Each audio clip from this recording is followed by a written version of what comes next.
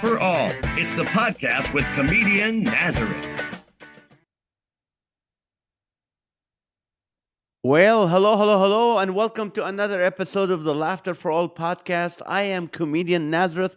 Thank you for joining us for another episode where you get to learn, be encouraged, and laugh.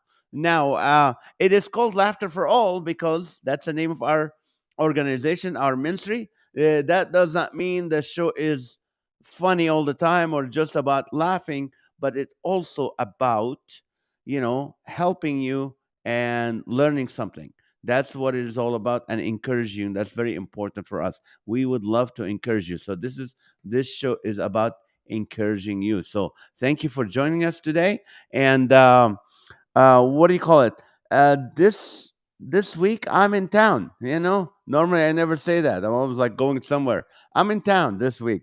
So I hope you guys had a great Thanksgiving and you enjoyed yourself and all that. So right now, I just can't wait to introduce my next guest because he has so much to offer, and he's a new friend of mine. I've been on his podcast, and I will tell you later about. It's called Life Special Sauce, and he can talk about it. But he's a chef. He is. His name is Marshall O'Brien. He's a nutritional wellness chef. He's regular on Twin Cities Live and author of 14 published books. So please welcome my new friend, Marshall O'Brien. Hello, Marshall. Hello, Nazareth. What a treat. What a privilege. It's 8:30 here. It's my bedtime, and I can't think of anywhere else I want to be but hanging out with you. And this is just an awesome opportunity to be with you. So thank you very much. You're welcome. You're our first chef here, but you're interesting because you're a chef who's a nutritionist, which is really, it's like, boom, it covers every area of food. So before I start, you are in the Twin Cities, right? I am. Minneapolis, St. Paul area, Minnesota, the metro Midwest on the border of Canada. You got to love it. And how cold is it today? Well, we just had a blizzard and everything's basically shut down. And so I had no traffic at all to get to the studio tonight. It was great. That's awesome. It's not too cold. Let me ask you this. We just finished Thanksgiving. Mm-hmm. And did you have it at your home or you went somewhere? I actually did. I went to a friend's house in southern Minnesota one night. And then the next night, we got together with our family, and we do a tradition where myself and one other family member, we like to put together an awesome, nourishing, delicious meal. And so I did it in both locations. Okay, now when you go somewhere and you have to eat like somebody else's Thanksgiving dinner, how do you do that when are you like always eating healthy food all the time? Well, you know what? I am to the best that I can, because at the end of the day, and this is something that I'm 45, and when I was in my 20s, ate bad, kind of, didn't hydrate a lot. I just sort of like was on autopilot about how I took care of myself. And I didn't realize, like I do now, that nourishing is different than eating. So whether it's Thanksgiving, Christmas, any time of the year, I want to enjoy food, number one. And number two, I want to have food that works for me and not against me. So let me kind of explain that. And if there's a comment or a question that comes in while I'm talking, by all means, if you think it makes sense to interrupt me, and I'm happy to segue. Yeah. But a lot of times, just going back to this being 45 years old, it's like I think I'm in better shape now than I was 10 years ago or 15 years ago.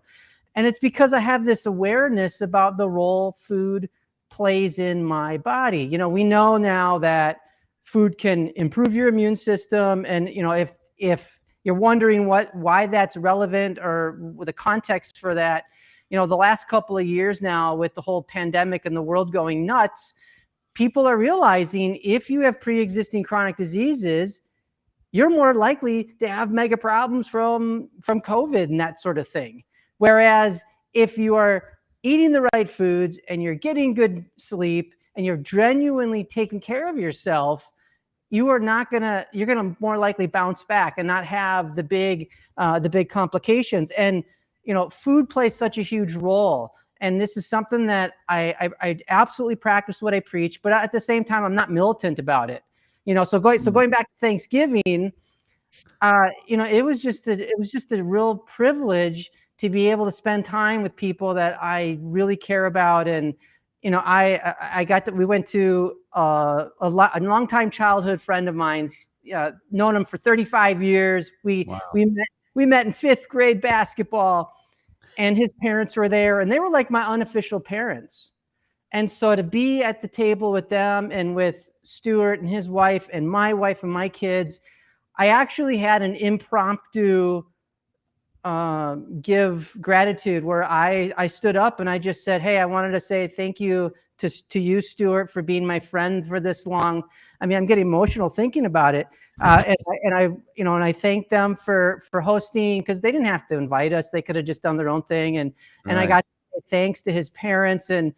And food is not only something that fuels us, and I've said nourishing versus eating, but the energy that we put into it will also affect how we feel. So when we give gratitude, and I know this is something that you talked about on my podcast, and I'm excited to have your podcast episode coming up here.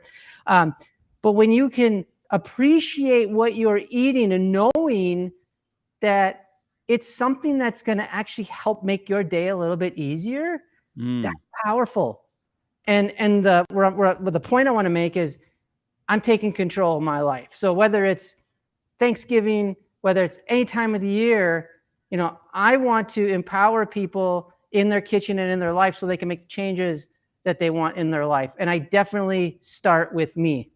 Marshall, in my culture, the Mediterranean culture, the Middle Eastern culture, when we eat, like you were saying about being gratitude, when we eat, we don't just get up and leave the table. Eating is part of, we eat, we finish, we sit there for another hour, just talking and sharing life and sharing stories. And that's really great. You start with Thanksgiving, gratitude. It's just amazing. But let me ask you this. You mentioned something, Keith. Food can improve your immune system. What kind of foods, like example of foods that will make your immune system stronger? Sure. Well, so let's just start real big. Let's start real broad. And we practice. We teach some universal truths. And the first one is that there's 3 things that you want to get into your life. Good protein. It could be animal-based or plant-based. Slow carbohydrates, which are fiber-rich foods. So you think, fruits, vegetables, whole grains. And then those are slow carbohydrates. And then healthy fats. And healthy fats come from all sorts of, plants and animals. And you want those 3 things because, they're going to do a variety of things, but big picture, they're going to help keep your blood sugar stable. And when your blood sugar stable, you're going to have better mental clarity. You're going to have a more stable mood. You can respond to life versus react to life. Now, have you ever had your kind of go on the blood sugar roller coaster and you're sort of like reacting and this crisis and that crisis, and it's like putting out fires left and right?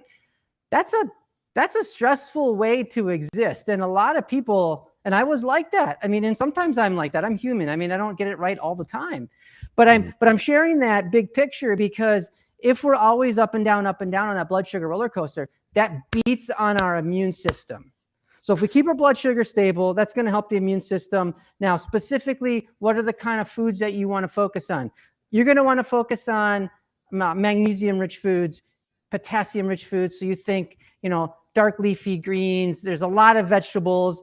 We need animal-based protein too. Now, I try to give universal truths to folks and let them decide what they want to, what works for them and what they want to do, because I really believe in shades of gray. So we know that, a good piece of steak is rich in zinc and selenium, and it has all these minerals that can really help your immune system bounce back, quicker from being compromised and whatnot.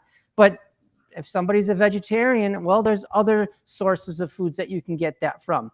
Folate-rich foods are really good for brain development, really good for the lining of your cells. I mean, there's so many different kinds of foods that you can focus on for your immune system. Orange-colored fruits and vegetables. So you think orange bell peppers, winter squash. Like I love delicata squash, red curry squash, kombucha squash, yams, orange colored vegetables. Why, you might be asking? Well, there's a compound in there called beta carotene. That beta carotene in those orange colored vegetables convert into vitamin A, and that vitamin A goes into the lining of your digestive tract, which is your first line of defense against bacterial and viral invaders. Wow, I did not know that. Now, how do you do, like you said, squash? How do you cook your person? What would be an easy way to do squash or yam?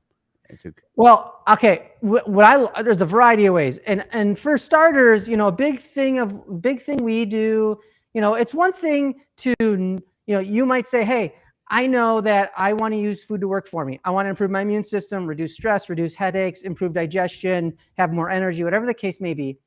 But you might be thinking, the idea of being in my kitchen terrifies me. I don't know how to cook. I don't know how to use a knife. I mean, whatever the stories might be. So we have to create an environment where we feel comfortable, where we feel safe, where we feel empowered that we can do this stuff. And so that's something that I really focus on, is making it fun, easy, and practical. To answer your question, Nazareth, when it comes to winter squash recipes or sweet potato yam recipes, there's a few different routes I like to go. Sometimes I just take yams or winter squash, and with a yam, I'll just literally slice it in half, put it on a sheet pan in the oven at a 375 degree oven, cook it for 30 to 45 minutes till it's tender. I didn't put anything on it, and it is roasted, and it tastes phenomenal. And absolutely, as Neil says, use a crock pot. I love using a crock pot. Slow cooked sweet potatoes are dynamite. I also like incorporating a lot of spices into my foods, because spices not only make your food look great, smell great, taste great, but they have medicinal benefits. So I don't know if any of your listeners or viewers today, you wake up stiff and sore. Put your courage in your fingertips and say, hey, yeah, I can relate to that. Or does anyone have headaches? Nazareth, how do you feel in the morning? How's your, I ask that because cumin, chili powder, ginger, fennel, there's all sorts of herbs and spices, cinnamon, nutmeg. Those are examples, and turmeric are examples of anti-inflammatory. They have anti-inflammatory properties. Right. So if you wanna have, get more blood flow to those areas that are tight and stiff to reduce the inflammation, reduce the swelling, getting those herbs and spices are a great way to do that. I love to take a combination of cinnamon and curry powder, black pepper, and some salt, and I'll toss it together with some diced chunks of sweet potato yams. Roast what was that? those. Spices again? I'm sorry. Yeah, sure. Cinnamon, curry powder, a little black pepper. And black pepper. And a little bit of salt. And I'll toss those little olive oil and some peeled, diced yam. I'm saying sweet potato yams as one when technically they're two different things. I know you're in California, and I don't know, like in Minnesota, sweet potatoes and yams often, but not always, get interchanged on the label at the grocery store. So that's why I say both, because I want the orange ones. We want the orange ones. A true sweet potato is going to be white inside, and it has some flavor, but it takes longer to cook. It's even more starchy. And I want the orange ones because of that beta carotene and other minerals that can help support our health and well-being. That's amazing. I'm already learning. I have a question. Larkin is a friend, and she's on our show. I love her. And she had a question. First question. She had several questions. One of them is like, what is your it says, what are you where is it? What's your diet, Marshall, and what do you eat healthy? I'm happy to answer that. It's been a journey for me, and I say that because food, sometimes I feel people will say, well, food is it's personal, like everybody's different. And I used to think that was kind of a cop-out to say. And I say that because in the health world, if we're trying to optimize health, broadly speaking, we want people to get better sleep, move their bodies more, don't smoke, don't do drugs, have a positive mindset. And then the seventh one is eat right. Well, the first six things that I said, it's either do more or do less. With the food side, it's both. So you have to, I mentioned the three things to focus on. Well, there's also things that you got to avoid. So you got to focus on those three things. And if you're trying to improve your immune system or reduce headaches or improve digestion or reduce stress, you're going to focus on certain foods, specific foods. But you also at the same time need to reduce or just frankly get out of your life 4 things. And that's added sugar, bad fats, fast carbohydrates, and excess preservatives, additives, fillers, emulsifiers, things like that, chemicals. The reason being is these 4 things, they're pro-inflammatory. Okay, we know that the recent data has said that 70% of deaths today in the U.S. are from chronic diseases. So you think, heart attack, diabetes, cancer, stomach cancer, lung disease, Alzheimer's disease, which now doctors are saying that's considered type 3 diabetes. And 90%, there's a bunch more chronic diseases that I obviously didn't mention. And 90% of those chronic diseases are from our lifestyle choices, predominantly what we're putting in our mouth. So if we really think about, if I am going to, give myself the best chance of having a life with health and abundance in health and have in quality of life, not just living long on a bunch of meds and a ventilator, but like a quality life, it comes down to what we eat. In fact, most, the chronic diseases stem from chronic inflammation, and most inflammation is, again, from lifestyle choices. So back to the diet thing, it's been a journey for me. So when you first asked me that question that you relayed from Larkin, I've had digestive issues almost my whole life. And so I was pretty unconscious about it. I knew something was up. Like I noticed in college, like I had a bloated belly, but I didn't really think anything about it. Cause 20 years ago when I was going to college, we didn't talk about, food wasn't a conversation like it is in today's world. And especially young folks, their awareness about, what foods are helpful and not helpful is pretty amazing. But I've had digestive issues. And so I started about 10 years ago. We were in Costa Rica on a family trip. One of the members in our group was celiac. Celiac affects less than 8% of the population, but it's a severe reaction to gluten, which is a protein found in certain foods. And if a person with celiac eats gluten, they can potentially kill them. I mean, it's serious stuff, but it's a very small percentage of people. Anyways, we were with a group, or I was with someone that had celiac. So by default in the house, we just ate all gluten-free. And I got to tell you, Nazareth, I felt the best I'd ever felt. Like, I was like, wow, I don't feel bloated. I'm like not having, lethargy and like all these symptoms that I was having, I didn't have. So I was convinced at the time it's got to be gluten. And so I started learning how to cook gluten-free, and I got all these gluten type foods out of my life. And that helped to a point. Now, my wife's from Turkey. She's not from the Holy Land, but she's pretty close to the Holy Land. Close, very close. Yeah, very close. And, they eat lots of vegetables and beans and rice and lentils and, probably some similarities in the cuisine and the attitude towards food. But having said that, we do a lot of lentils and beans and rice and veggies with those combinations. And I noticed I was still having issues with my digestion. So I'm making a very long-winded explanation to answer that question about what I eat in my diet. For my business, we advocate a whole food diet with the 3 things I told you that we focus on and the 4 things to avoid.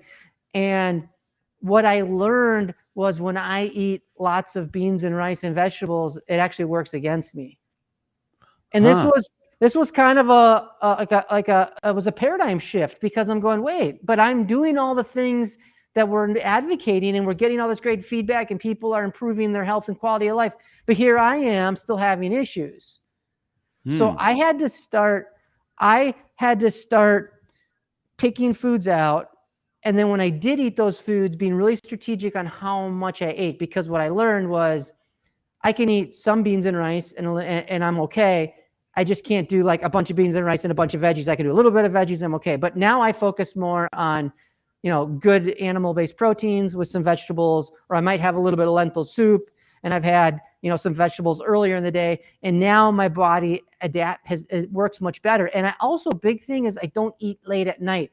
A lot of people eat late at night, and when you eat late at night, your body puts a tremendous amount of energy into digesting the food, and instead of getting good, restful, rejuvenating sleep to recover your body, it's focusing on digestion. So you wake up tired, stiff, and sore the next day, and it's a downward spiral. So I stopped eating late at night. I shifted when I eat, how much I eat, of what I eat, and that's really made a big difference. So now I'm eating more protein-focused foods, a higher fat amount of food. I still have vegetables, whole grains, but I just don't do as much as I used to. Now that is what works for me. And, I see a lot of questions and comments. Yeah, I'm gonna ask you those in a minute. I just have a couple questions myself Yeah. first. First of all, when you talk about gluten free, like every time I try to cook, like to bake with, flour, what do you call almond flour or coconut flour or something else, it doesn't. It's like very dry and it doesn't cook bake very well. Well, how do you do that? You'd have someone else do it. But yeah, well, it's challenging. So you might have to add some psyllium husk. You might have to use, there's all there. That's the challenge. And all jokes aside, when it comes to cooking gluten free, cooking. So cooking's an art. Baking is a science, and baking gluten free is like rocket science, in my opinion. And it really did take me weeks and months of understanding, like, if you're using almond flour, it's ground up almonds. It doesn't have any of the properties that remotely resemble wheat. So you have to maybe be adding some kind of, chia seed concoction or a blend of psyllium and husk. And what I recommend is, and I'm happy to share with you as well, because I've got some gluten-free recipes, but Yes. you have to one degree, adjust your expectations of, okay, I am not going to make the most amazing French baguette that I've had in Paris, make it gluten-free. It's just not going to happen. Now, you can get close to some of those kinds of, there's sourdough gluten-free, there's gluten-free muffins and things like that. I just made some pancakes that were gluten-free for my girls this morning. But it takes a lot more monkeying around, and it's challenging. And if you genuinely have a gluten sensitivity, it's absolutely worth it. No, I mean, I don't want to make any, I'm not being frivolous about it. I mean, it's your health. And I want to, if I may, if you eat something, folks, whether it's a gluten thing or you have an allergy to mushrooms or you have a dairy sensitivity, about 20 to 25% of Americans have a gluten sensitivity, and it could be anywhere from a mild irritation to that severe celiac, as I said, on the other end of the spectrum. And the same goes with dairy. But if you eat something and you feel lethargic, you get a headache, you get a stomachache, you get bloated, cramping, you get diarrhea, something goes wrong inside of you, that's an inflammatory response. Okay? That's your body saying, we have a problem. You need to do something about this. Now, what do a lot of people do in that situation? And I'm not judging, but what do a lot of people do? Yeah, they take acid blocking, reflux stuff. Here's the challenge with that. When you take that, it turns off the receptors in your stomach saying, we got a problem, right? So then your brain goes, oh, no problem. And then what do? We keep eating the same stuff that's causing problems in our gut. And and then if you have chronic inflammation in your gut, stomach cancer in 5-10 years. Wow. Let me ask you this question. Yes. How, poor people who don't have a lot of money, they have 3 jobs, they don't have time to, all they have time is to go stop by Taco Bell and grab some food, because they don't have time to cook and they don't have the money to buy, go to Sprouts or to these, Whole Foods. And, what do you say to that? How can someone who doesn't have the time and money eat healthy? So there's a few factors, and and we need to address a few things. So number one, healthy food right now in our country, it is still cheaper than dealing with the doctors. Okay. Right. So that's like, to your point, it's like, I'm not thinking in 5 years. I'm thinking right now, I got to feed myself. I get that, but I have to put that out there. We also have to understand that our current food system, sadly, supports the crops that go into those ultra processed foods that are making people sick. So, there's I think 20 different commodity crops, and they include wheat, soy, and corn. And what I mean by they're subsidized, so government is paying farmers to grow them. And I have farmers in my life and in my family, so I'm not judging this. I'm just kind of pointing out the facts. And the government does not subsidize the broccolis, the carrots, the lettuce, the spinach, like all these other foods that, are like proven to help reduce inflammation or, help, with lowering stress and, help, that are healthy. So if I'm a farmer, what am I going to grow to take care of my family? Right. So that is one of the flaws in our system. Now going back that doesn't answer your question, because it's a real question. So what we have to do is we have to help people. You can't just say we'll eat healthy, because I don't know what healthy means. I mean, this is like, just a typical Joe. This is like pre-Chef Marshall when I was 20. Okay, I don't know what healthy means. I got traumatized as a kid eating zucchini and tomato soup by my dad when he was a single dad. I'm not doing, that was horrible. I don't know how to cook. I don't know how to make, I don't know what it means, right? So we got all those stories about it. So we have to give context to why you want to eat this stuff. Now, so I'm gonna bounce back. Like I'm very non-linear thinking, but I try to connect all the dots that I throw out there. So to the point about like going to Sprouts or Whole Foods, yes, there's food deserts in a lot of places. And even like, let's just say like for about 8 years, I was regularly working with the North YMCA in North Minneapolis, predominantly African American community. They had one grocery store in the community that was like kind of a mainstream grocery store, but then they had Asian markets that had all of these foods. Unfortunately, because of the dynamics with the different cultures, because of assumptions and stuff, they weren't taking advantage of those markets. So there was a missed opportunity there. But my point is, you don't have to have a Sprouts or a Whole Foods market to get nourishing foods. You have to first have context as to why you should give a rip, and then you do need to know what they are. And there's a bazillion different ones. If we just tell people what to eat, without giving the why, which is like, hey, you want to play with your kids pain-free, you want to be safer on the job so you don't lose your job because you caused an accident, you don't want to get injured on the job, or you want less stress, or whatever motivates you. And everybody that's participating tonight, they all got different motivations, right? Everyone's got different motivations. So we have to make those connections, and it's easier said than done. But if we don't do that, we just say, oh, eat these nourishing foods, or as most people will say, eat these healthy foods. Red flag. I already think, for the reasons I said, I'm not going to do it. Well, we've lost the war on that. So we have to give reason. We have to get people to understand that it's like something's better than nothing. Because as you build awareness, there's a very famous quote, awareness precedes choice, choice precedes change. So as you understand, it's 2 p.m, I'm a zombie. Oh, but I've been drinking like Monster Energy drinks for the last 5 hours and I'm crashing now. Oh, or I can't sleep at night and I wake up and I'm like ultra stressed out, even though there's no stressful stimuli around me, but it's because my body hasn't had a chance to recover and recuperate. Oh, maybe it's because of what I'm drinking or what I'm eating. So we have to have that awareness and connect it. Like for me,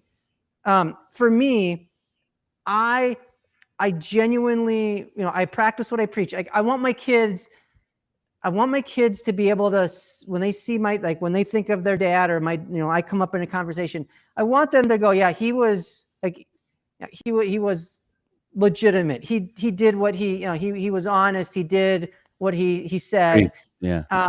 And I'm kind of I'm saying a lot of stuff, so I'm trying to connect all these. Am I getting to answering your question? Yes, you are getting that. And let's take right now time to answer some of the questions. Happy to, yes. First one is like, does fruit really have sugar in it, added or natural? Great I mean, question. Okay, this is a really good question because I made a comment of the 4 things to get out of your life. And the first one I said was added sugar. uh, Added sugar is, I'm not referring to the sugar in a piece of fruit or in a vegetable, okay? But and let me give reason, context. So added sugar is the number 1 inflammation causing food you can consume. So you wake up stiff and sore, you get a headache a lot or a stomach ache a lot, or you got some joint pain or whatever. That's inflammation, and that sugar is going to increase inflammation in the body. Sugar is going to be wicked on the immune system, suppress the immune system. A lot of people will say, hey, like when I was a kid and I got a cold, and Nazareth, maybe this was the same for you, but when I was a kid and I got a cold, my parents said, drink a cup of orange juice because of the vitamin C. right. Yeah. I mean, that was what we did. Well, what we know now, 25 plus years later, is because of the high sugar content in that juice. And by the way, a cup of juice and a cup of pop has the same metabolic effect on the body, just because it's sugar and water. That vitamin C might help my immune system, but the sugar is going to just really beat down on my immune system as a result. So going back to the actual question, yes, there is sugar in fruit. It's naturally occurring sugar, and that is okay because there's the fiber. Remember I talked about the blood sugar roller coaster a little while ago? The fiber, whether it's if it's protein or some fat or fiber, and we're talking fiber with the fruit, in an apple, I eat a crisp, juicy, mouth-watering apple, and there's that nice fiber in there, it will slow the absorption of sugar into the bloodstream. So it'll help me kind of be like this. Now, if I drink a cup of apple juice, spike and crash. Big problems. We don't want that to happen. So don't drink juices. Eat the whole fruit. You should eat the whole fruit. Yeah. And so fruit does not have added sugar, but pop, I mentioned, cookies, cakes, donuts, pastries, candies. Before we had our studio and our office here where I'm at tonight, this was 8 years ago, 10 years ago now, we would have our office at the local coffee shop. And I would get a decaffeinated mocha, and my business partner, he'd get a medium mint condition. That medium mint condition had 85 grams of added sugar, candy, syrup. Now, let's just put this in perspective. The average American eats almost 70 pounds of sugar a year. That's like a half a cup of sugar a day. And if if you believe, and it's proven that sugar is the number 1 inflammation causing food you can consume, you got to, World Health Organization says women and children should get no more than 24 grams of added sugar a day, and men no more than 36 grams of added sugar a day. Most Americans have eaten their recommended amount of sugar by breakfast. Wow. Yeah, Wow. I mean, sugar's wicked on the body. And look, I'm not, I'm nobody's parent here. I'm not telling them how to live, but No, I know what you're saying. it's But how about brutal. if sugar from a fruit, does that still give you inflammation? If you have the fiber, it's going to be fine. Okay. Juice is a nice treat once in a while. If you take, like Neil's asking there, if you take an orange, or you press some juice and you press a piece of fruit and have some juice, it's a nice treat, but you got to have the fiber ultimately. Now you can, let's say you're not doing a lot of fiber or whatever. If you eat like milk, this is a great example. Talk about paradigm shift. When I was a kid, we drank skim milk gallons a week. That's just what we had. Okay, no big deal. Well, this was kind of crazy. So I drink skim milk. I maybe have some orange juice. I have a piece of toast. Typical American breakfast, not very helpful, and you'll understand why in a second. I go to school. It's 9 o'clock in the morning. I can't stay awake. And the reason is the skim milk has no fat, and it has some protein, but because they take the fat out, when I drink the skim milk, it has 11 grams of naturally occurring milk sugar. I drink it, no fat, minimal protein. My blood sugar spikes and then crashes. So I start to go on that roller coaster. I can't stay awake. I'm getting yelled at by the teacher. I don't understand. There's the dude that's like, the stoner kids getting A's. I'm like, what's going on here? So that we got to think about what are the foods that we're using to start our day, and have a little bit of juice is okay, but make it like a celebration. Okay, question. I'm gonna real quick. What's the healthiest way to cook an egg? Oh, there's so many great ways. I do, hard-boiled eggs are great. Like just boil an egg, soft-boiled, medium, hard. That's totally fine. I love making omelets with eggs. If the question is like, can you use fat or not? Absolutely, you can use fat. Like I make omelets all the time. I make scrambles. Like our tradition on the weekends. And I I want to be clear. I am not militant with my family about this. I definitely practice the food philosophy that I've shared with you all tonight. I practice that at our house, but I make scrambled eggs for my kids. I make omelets for my kids. Those are all great nourishing ways to have eggs. You can do it that way. You want to have eggs that are hard cooked in salads. Egg salad, totally great. Having them cooked in some butter or clarified butter or ghee, which the milk solids have been removed, so it's just milk fat, has a higher smoke point. And there's people that have dairy sensitivities that actually can tolerate ghee. Ghee is very prolific in Indian cooking. Maybe No. in What is it called? religion, Ghee? Ghee.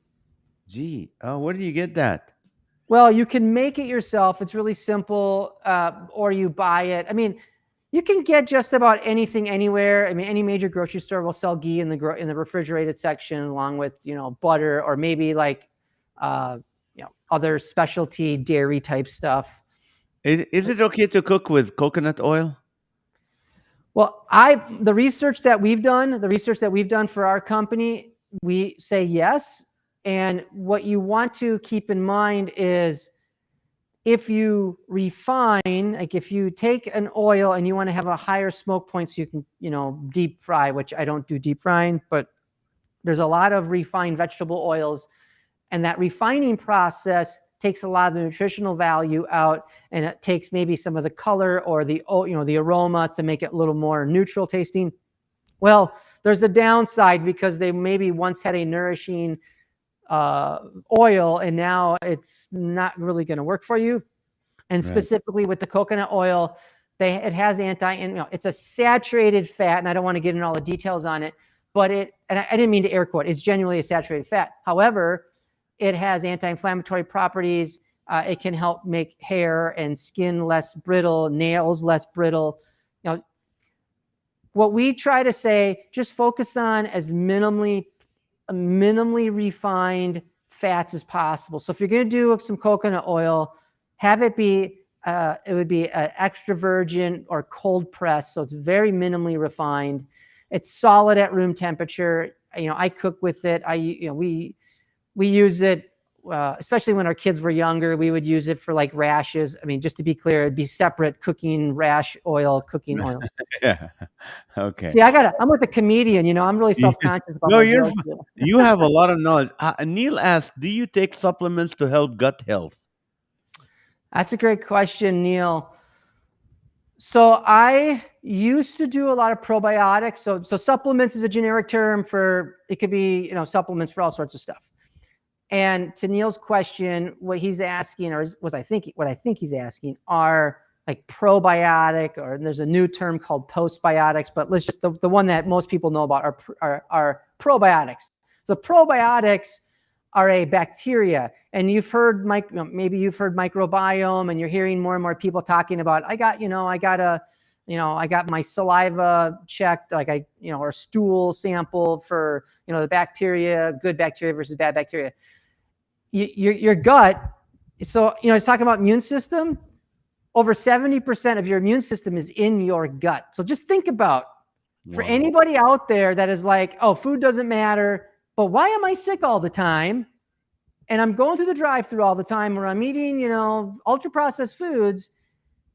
Understand that what you eat directly impacts your gut, therefore your immune system. So going back to Neil's question, I used to take a lot of probiotic supplements because of my digestive issues, but now what I do is I focus on having about a cup a day, sometimes a little bit more, of a probiotic rich food. Okay, what does that mean? Good bacteria, probiotics. Naturally, you can find probiotics in naturally occurring probiotics in yogurt. So yogurt, kimchi, sauerkraut, kombucha, miso. I feel like I'm missing something. I mean, there's a lot of different fermented foods, lacto fermented vegetables that have beneficial bacteria.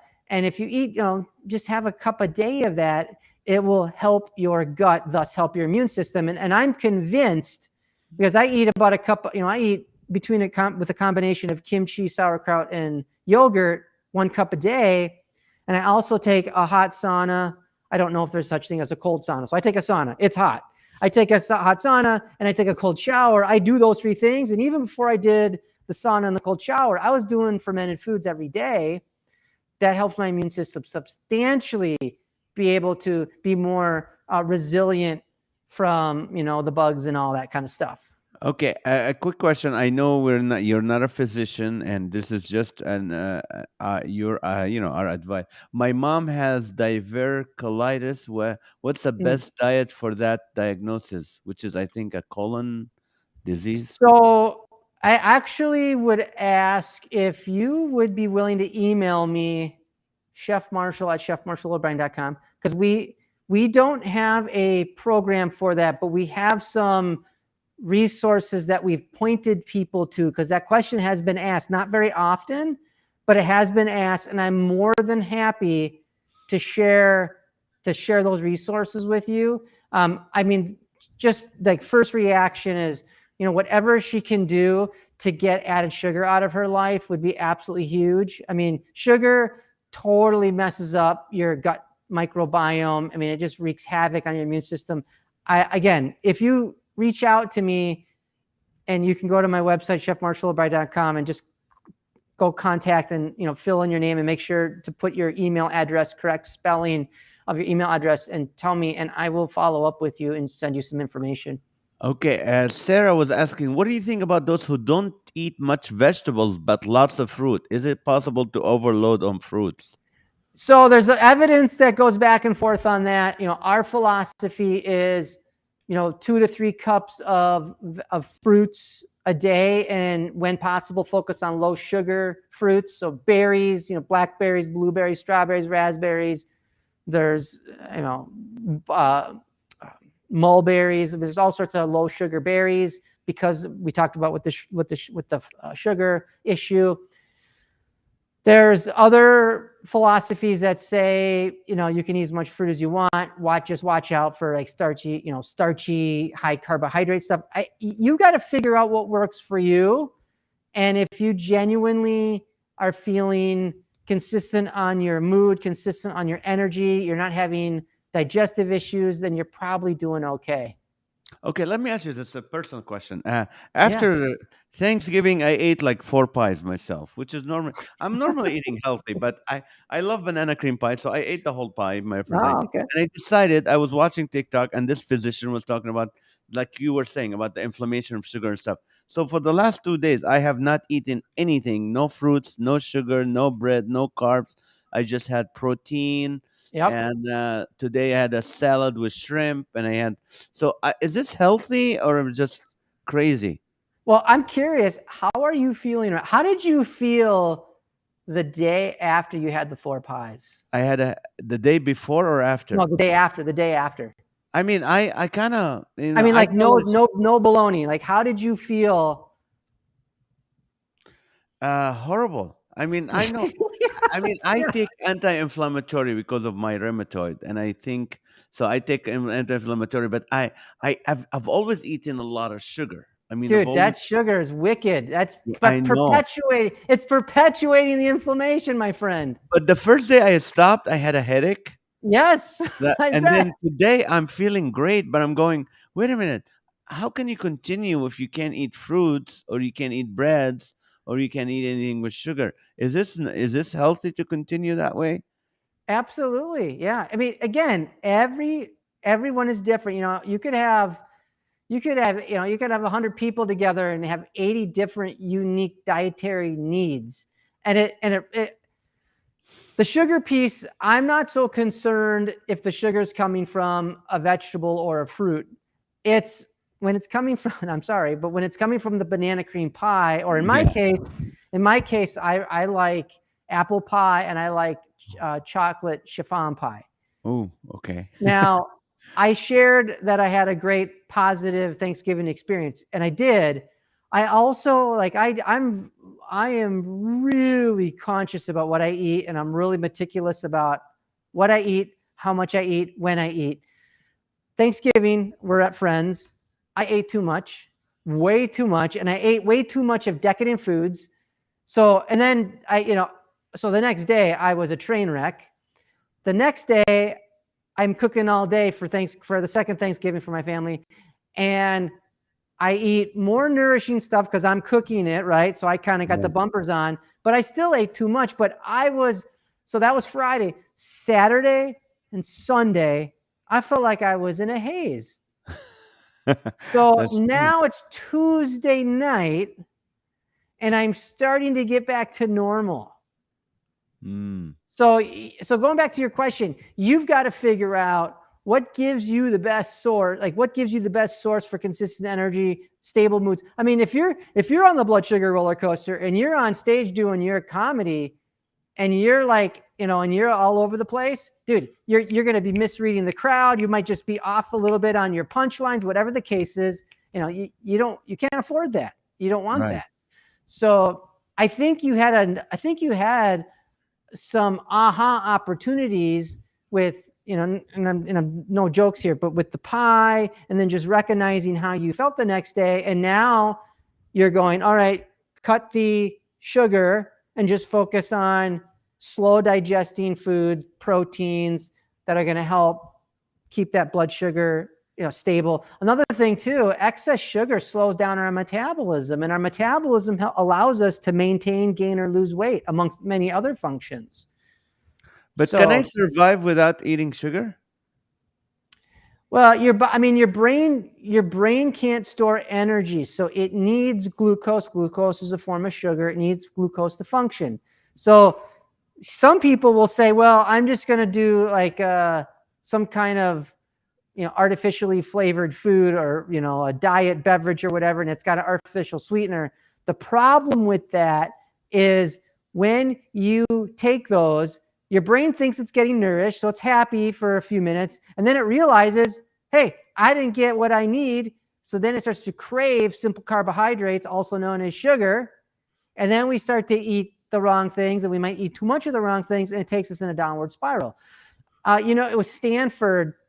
People have been hearing me, talk. I have a team of dietitians, researchers, chefs, writers. I have a whole team. So the information that I'm sharing with you is a culmination of all the, the research that we've done. Now, I was just going to say regarding sugar and, sugar good, to get it out of your life, like you were saying. I think it was Stanford, and it might have been another institution, but they did brain scans of a brain. They did a brain scan. Someone's brain scanned it. They had a lot of sugar, and what they found, and they compared it to someone that was on cocaine, and they found that the brain stimulation was the same response as the person on cocaine. Now, I'm not saying to have one or the other, but the point is the sugar is highly addictive. So you had the headaches, you're going through withdrawal. Right.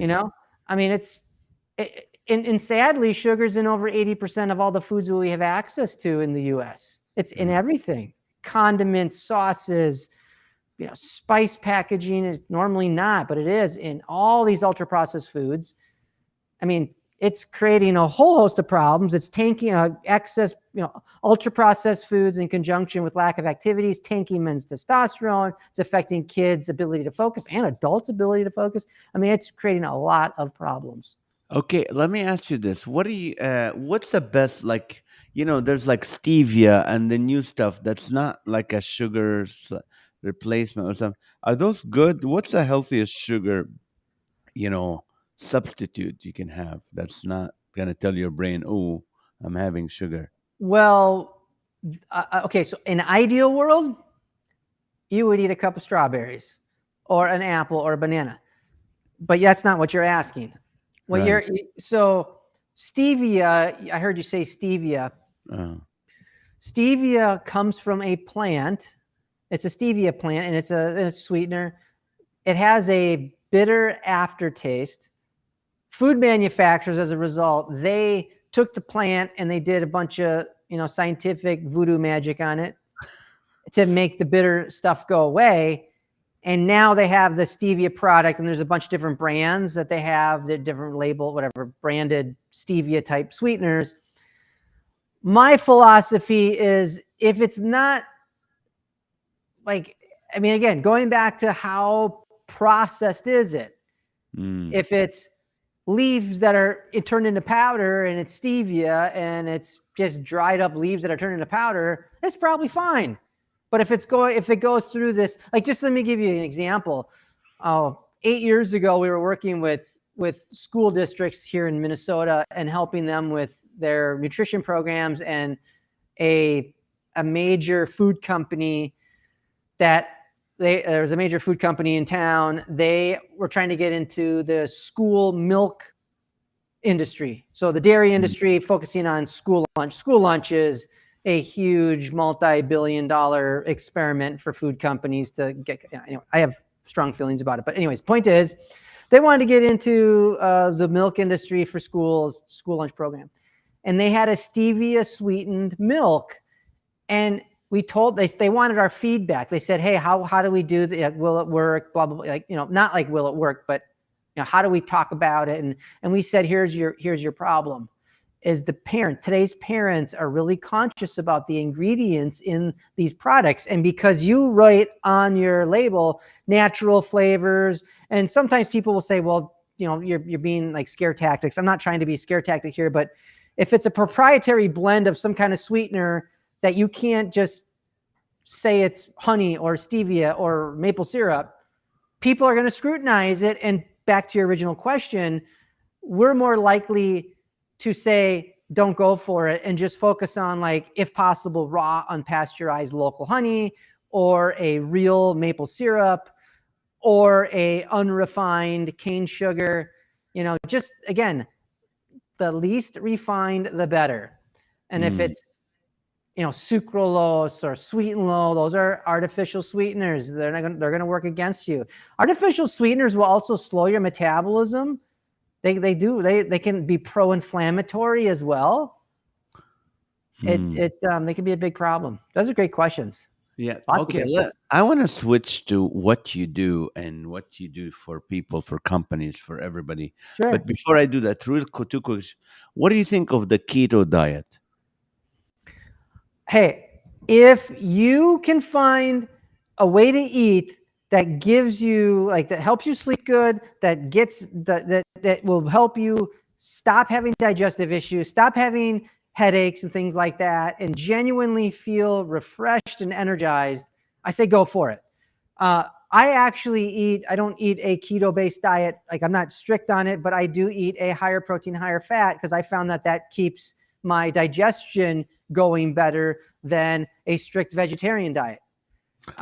My parents were vegans for many years, and this was 10 plus years ago. I was in a nutrition class, and they were saying, you can't do a vegan diet because vegans can't get, the essential B vitamins that only come from animals. And if you're on a vegan diet, you're more likely to get depression and have, a bunch of, dopamine, serotonin, hormonal imbalances. And so I raised my hand and I said, okay, well, if that's all true, then would my parents have committed suicide by now? And I know that was really extreme sounding, but I said, they're doing great.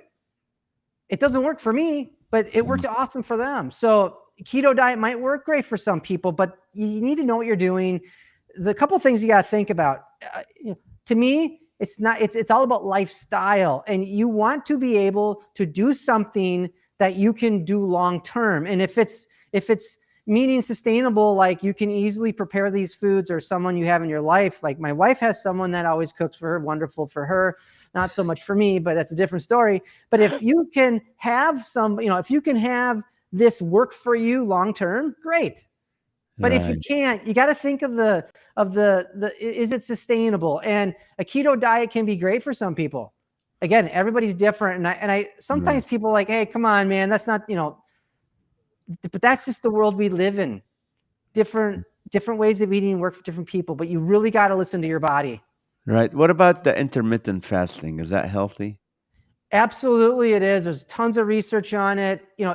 If you are pre-diabetic or diabetic, there's a lot of benefits to it. There's a handful of, there's many experts on intermittent fasting. Sean Wells, I actually just had on my podcast. He is an expert in biohacking and intermittent fasting. Dr. David Sinclair, who I've not had on my website, I would love to someday, but he is an expert in this. Intermittent fasting can definitely help when it comes to A1C levels for diabetics and pre-diabetics. It can help with weight. Do your homework and understand what are you trying to accomplish. And again, looking at your life, how does it help you go in a positive direction? Right. You are a very authentic and real person. I love that from the few months I've known you. Let me ask you this. You start your day at 4:50 in the morning. I do. And one of the things you said, most of the health problems got much worse when we stopped having family meals. Can you explain that? You said Nazareth, I love how you mentioned, when you were growing up, how you had your meals together and you spent time, and that was not by accident. I mean, it was intuitive, I'm guessing. But we still do. We still eat at a family. That's awesome. And we make a point of that too. We probably 5 out of the 7 weekly dinners were together, and breakfast on the weekends. And now I actually rearrange my schedule, so I'm making breakfast for my girls in the morning. But the problem we have in our culture is people are relying on food companies, food manufacturers to take care of their food solutions, and these foods are just wreaking havoc on people's health. Chronic diseases is skyrocketing, obesity skyrocketing, diabetes, prediabetes skyrocketing, and that stuff. If people were, and I get it. Like, you may not want to cook or know how to cook, but the reality is you have to eat, and if we're eating foods that are working against us, and we're in food's an afterthought. I mean, 10 years ago, and it's only gotten worse, but 10 years ago, children, 1 out of 4 meals being served to a child was in a car. Wow. And 1 out of those 4 meals was fast food. I mean, that's a big problem. That's a huge problem, knowing, some of the things that we, just quick, snapshot talked about. So we have to make, and I'm a huge believer in baby steps. Anything that we can do today that we were not doing yesterday that's positive is progress. So let's just say if you're eating out 3 times a week, if you can cut that down to 2, hooray for you. That's positive. Right. Notice how you feel. Notice your energy levels. Notice how you sleep. Notice how you're reacting or responding to people. And then like maybe in a month, you try to go down to 2 meals, or maybe like 1 week it's 3 and the next week it's 2, and you alternate. But just try to give yourself that opportunity to take control of your life with small baby steps. That's a big deal. And those family meals, maybe it's just you that you're eating by yourself, or if it's just 2 of you. Again, focus on those foods that are going to nourish you, that work for you. I guarantee you, food companies, eating out is great, but they're doing that so you pay them. They don't care about your health. They care about your money. What's your favorite fast food restaurant you can go to if you have to? I'll tell you this. I haven't had McDonald's since 1999. Wow. I haven't had Burger King since 2003 because I was stuck in the Hong Kong airport because there was a SARS outbreak. I will eat Chipotle periodically. I'll eat Subway periodically. Okay, that's good. What's the best dish I can make that is impossible to mess up? Neil asking that. Boil water. Okay, you know what? But I'm glad that, Neil, I'm glad you brought that up, because that's that's actually part of what I do, is helping people. I want to empower people in their kitchens and in their lives so they can make the changes that they want in their lives. So, you know what? Make some scrambled eggs. And maybe what you do is you cut up some chicken, you throw a little bit of onion in the pan with some garlic, little dried oregano or basil with some butter or olive oil, throw in some chopped up chicken, saute that up, get some nice aroma in the kitchen. It's smelling good. You're feeling excited. Then crack a couple eggs in there in that pan and mix it up. You can't mess that up. I mean, there's, making my wife doesn't cook, but she makes awesome sandwiches and awesome salads, and she's trying to do more cooking things. What I would say, all jokes aside, Neil, is try one recipe that has ingredients that you like, or that sounds interesting to you, and then practice on that recipe. Because as you do it, the fact that you asked, what's one thing I can make that I won't mess up, that tells me that you're not very confident in the kitchen, and that's okay. I mean, but the more you practice, it'll increase your competence, which will then increase your curiosity and confidence, and it'll be a positive upward spiral. So you can then try other dishes and other dishes and other dishes as a result. That's awesome. You said something very interesting. You said, it doesn't matter how your workout, a great workout does not fix a bad diet. Or I'm rephrasing what you're saying. Yeah, you can't exercise your way out of a bad diet. This is why, with like in my line of work, like Nazareth introduced me, I'm a nutritional wellness chef. So what that means is we're helping companies, employees improve their safety on the job, improve their job satisfaction, improve their performance, health, and quality of life using smart nutrition. I already mentioned those, nutrition, sleep, hydration, physical activity. Well, you can't exercise your way out of a bad diet. If you don't move around, you're more likely to injure yourself if you have to suddenly pick something up. If your sleep is poor, you're going to be cranky and not make good decisions. If you're mad at the world and at yourself, it's really hard to have good professional and personal relationships. They're all connected. Mind, body, and spirit, they're all connected. And so you have to figure out a way that works for you so that you can make the most out of these activities, because there's a new saying that I started, and I might even mess it up, but I loved it. It's like if you wear out your body, where will you go? So you've got to figure out how to get that right balance of, just natural movement, hydrating, eating the right foods, getting good quality sleep. I was chronically sleep deprived for most of my adult life. And then about 7 years ago, I decided to take it seriously. And it's just a major game changer. Now, you wake up at 4:50 in the morning. I do. How much sleep do you get? When do you go to bed? Well, I actually would be in my bed right now, finishing up my gratitude and wins for the day. No, dude, are you kidding me? This is awesome. So I probably get 7 hours of sleep, assuming there isn't a bunch of fires metaphorical fires that I have to put out at the house. But I start my I'll start my wind down routine, my unwinding routine at about 8:30.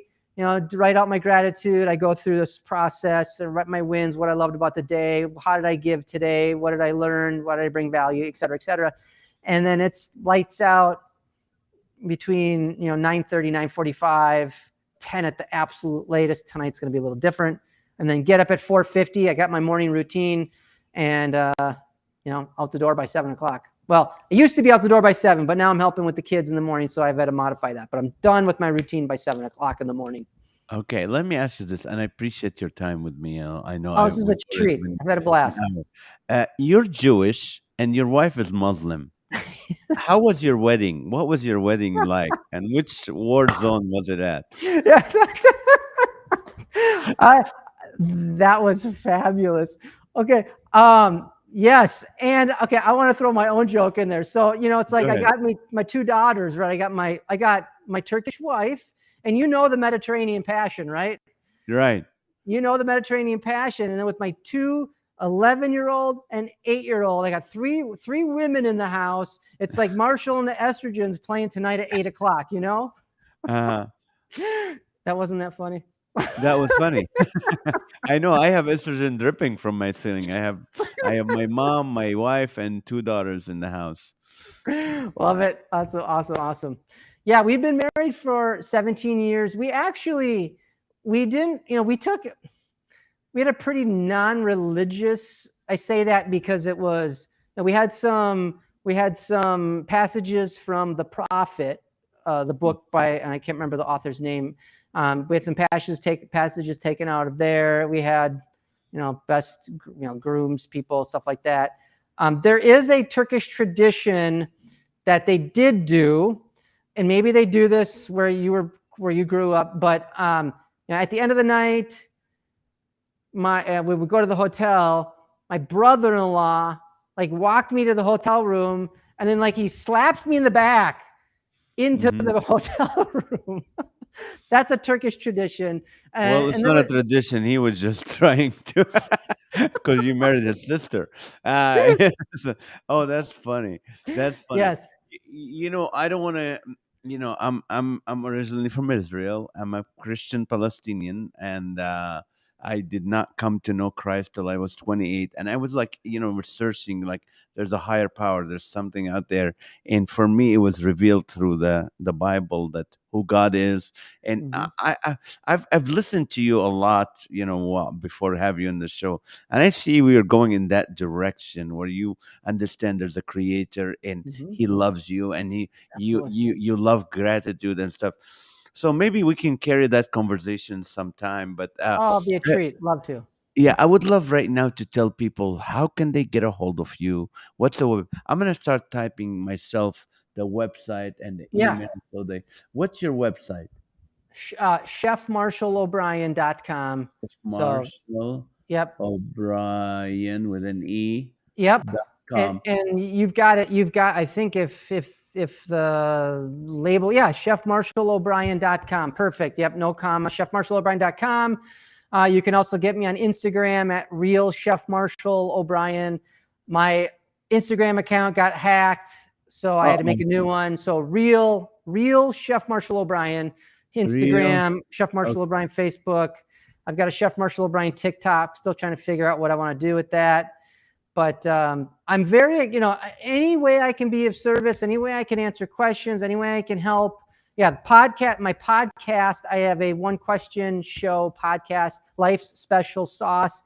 It's on all the major platforms. Just, if you type in Chef Marshall O'Brien or Life's Special Sauce, I'm excited to share Nazareth's episode. Coincidentally, this Sunday, his podcast episode will come out. But I'm very accessible, folks. If I can be a resource in any way, answer questions, I'm happy to do so. I also have a lot of, I touched on a lot of stuff tonight. And if you want to go deep on, hidden dangers of sugar, or understanding foods to improve your immune system, or foods to reduce stress, we have digital self-study programs. Just go to chefmarshallobrien.com/shop. And for a couple cups of coffee, you can get those. They include a video, an article, so you don't have to take notes. And then it's really cool, a mini cookbook with 10 recipes specific to the topic. So you can, all the things that we talked about, you can get that in a nice little do-it-your-own pace digital experience with nice, awesome, delicious, and nourishing recipes. Definitely check that out. And if I can help you, reach out to me through social, email, text, you name it. How can they get your books? You can get them in our shop, chefmarshallobrien.com/shop. Reach out. We've got our Smart Nutrition Workbook, because a lot of people, you had all these great questions that everybody was asking, what to do, how to get started, tactics, tips, strategies, things like that. That's our workbook. It's a pathway to help people go from where they are to where they want to be. And then we have a Smart Nutrition. Yes, I'm on Facebook, Neil, Chef Marshall O'Brien. Please connect with me there. 651-587-7274, Larkin. 65. I answer, except not right now because that's on airplane mode. But 651-587-7274. But we have a cookbook and meal planner. So you want to make, breakfast, lunch, dinner, snacks, Instapot meals, slow cooker meals, dressing, salads, et cetera, et cetera. You can use that to support you on your journey. I encourage you folks, if you're thinking, hey, I like this idea of being more intentional with owning my health and using food to work for me, get really clear why you want to do it. Okay? Because the clearer you are, and again, everyone has a different motivation. For me, I want to be a source of love and light for my daughters, and I don't want to be a hypocrite. I don't want to be a liability, but I want them, I want to travel the world with them. I want I want to be a positive influence on them. And so I'm pretty motivated. That's my why. But everyone's got a why, so figure out what it is, and it will be so much easier for you to do these things. And if you're committed to your why, you could be interested. Like, I'm really interested in what, listening to Nazareth. Like, I like listening to Nazareth do his comedy, but I'm not committed to being a comedian. I can't do that. I'm too insecure, but I'm interested. Okay. Now, on the nutrition and health stuff, I'm very committed. So be committed, have your why, and then move forward, and you can make it happen. You are amazing. I appreciate you. I would love to have you back on the show. I would be delighted. It'd be a blast. Thank you so much for your time, Marshall. You're amazing, and I'm so honored to know you. Hey, likewise, and let's stay in touch. And Yes. love to have some more. I wanted to ask you a million questions, but I know tonight it was about me talking. So let's make it happen. I'm waiting for that recipe with the, what do you call it? Baking with, like almond flour or coconut flour or whatever. Okay. I need to send myself a message, and I'm going to get you some resources. You got it, brother. Thank you so much. You have a great night. You thank too. You for your time. Tell your wife thank you for giving you to us today. You got it. Real pleasure. All right, guys. Thank you so much for watching. I appreciate it. Again, you can go to chefmarshallobrien.com and get all this. Go to his shop, support him, get some of his books, take advantage of what's available. We spend so much money sometimes on stuff that's harmful to us. It's so good to be able to get something that really helpful. So thank you guys so much for watching. Also, follow him on Instagram or Facebook or social media. And if you don't follow me on Instagram, please do that. I need to pump those up to 25,000. And also, it's Giving Tuesday. So if you still want to give something to our nonprofit, Laughter for All, we're reaching to homeless people, to people. Bringing laughter and hope to where it's needed most. So if you want to support that, you can go to laughterforall.org and do that. Thank you guys for your time. Love you, appreciate you, and have a great night.